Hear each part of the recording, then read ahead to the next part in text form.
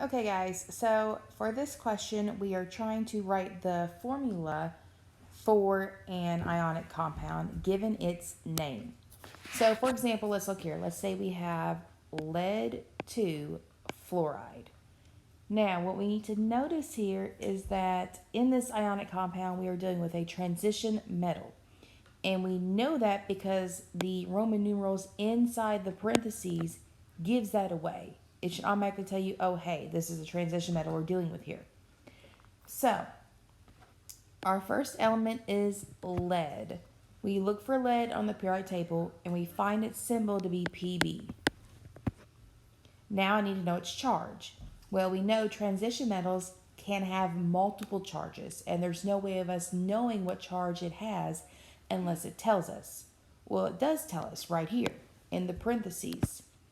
And I look for that, I find it here, and I see that that means that's a 2. So it has a charge of +2. We know it's positive because the element listed first is a cation, meaning it has a positive charge. Now, I need to get the element in charge for the second element listed. So, fluoride, remember the second one's ending gets changed to IDE. So, fluoride was once fluorine.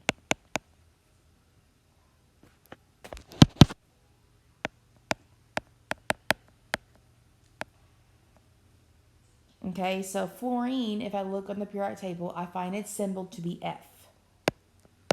And I can also find its charge to be -1. So to get the formula for this, I'm going to drag this one here and this 2 here. It's the switch it rule, okay? So you get Pb1F2. Now remember, we don't show the 1. You can, but typically we don't. So it's just going to be PbF2. And that is your final answer.